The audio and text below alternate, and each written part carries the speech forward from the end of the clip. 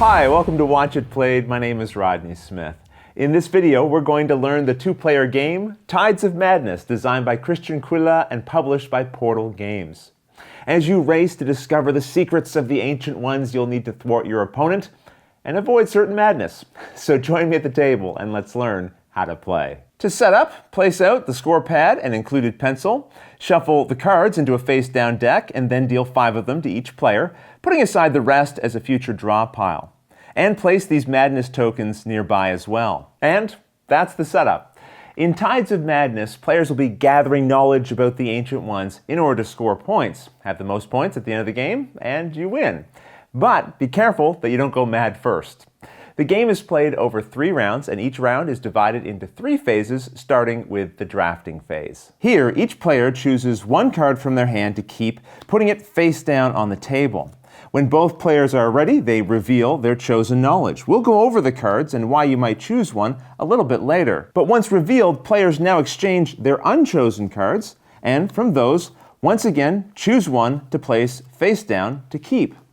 Once players again have done that, they'll reveal their chosen cards, pass the unchosen ones to their opponent, and back and forth it will go like this until each player has a row of 5 cards face up in front of themselves. Now we move on to the scoring phase, which begins with each player taking a token for each card they possess with these madness tentacles on the left side. So the player here would gain 3 madness, and this player would gain 2. Now the player with the most madness showing on the cards in front of them, in this case the player here, either chooses to gain 4 points, marking them on the score pad, or they can heal 1 madness by discarding a token back to the general pile. If there had been a tie for most madness showing, then no benefit would be awarded to either of the players. Now players check each of their cards, and they may score points based on the effects written here in the upper right-hand corner.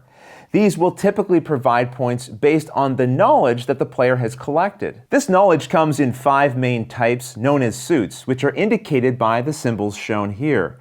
There are races, locations, outer gods, great old ones, manuscripts, and even 3 that don't have any specific type. As a quick example, let's say that this was my tableau during the scoring phase. Once again, I'll go card by card through each, resolving the effects shown here in the top right-hand corner. This one says that I'll gain 3 victory points for each manuscript that I possess. I currently have 2 manuscripts, so that would give me 6 points that I'll record here on the score pad. Next, this says that I'll score 7 points for having a majority in the outer god suit. It's important the wording here says I need to have a majority. However, I'm actually tied with my opponent. We each have 1 of these symbols, so I don't score any points from this effect. And remember, only the player controlling a card gains points from it. So even if my opponent had the majority, they don't gain these 7 points. They simply prevent me from collecting them. This Dreamlands card is special because if a player has it, before scoring any of their cards,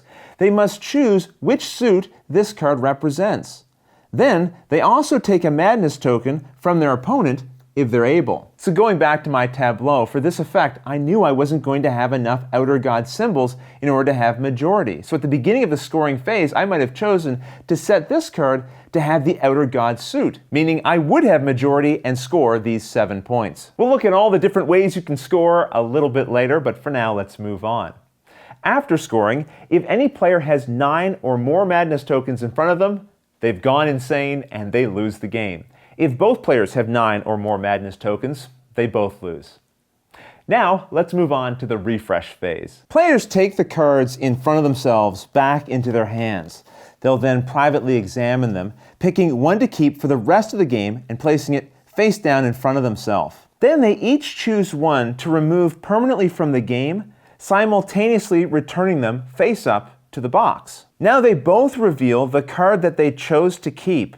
After this, each will draw 2 new cards from the draw pile and add them to their hands for the next round. Round 2 is played just like the first, but now, since you have a card already in play, you'll end up with 6 cards face up in front of you to score. During Round 2's refresh phase, players will again take all the cards back into their hand, except for the one that they had chosen during the first round's refresh phase to keep out permanently. They'll again simultaneously choose another one to place face down, and another to simultaneously reveal and discard, and then they'll each draw 2 more cards into their hand. And this will fully deplete the deck. This also means they'll start the third round with 2 cards in play, creating a final tableau of 7 cards. At the end of the 3rd round, again players will score, and then add the totals from all 3 rounds to create a final score. The player with the most points wins, and in the rare case of a tie, they share the victory. But now let's go back and look at all the different ways you can score points in the game. These we saw already. You simply gain 3 points for each of the indicated suit that you have. Likewise, we saw that these give you 7 points for having the indicated majority. And here you declare its suit before scoring, but then gain a madness token from your opponent. These 2 gain you points for each unique set of the indicated symbols, while this one gives you 13 points for having a set of each of the symbols. At Innsmouth, you gain 3 points for each suit you don't have in front of you. And at the university, you'll get an additional 4 points for each suit that you have a majority in. The Necronomicon gives you 1 point for every madness token that you currently possess. And finally, this card doubles the points that you receive from whichever card you revealed previous to it.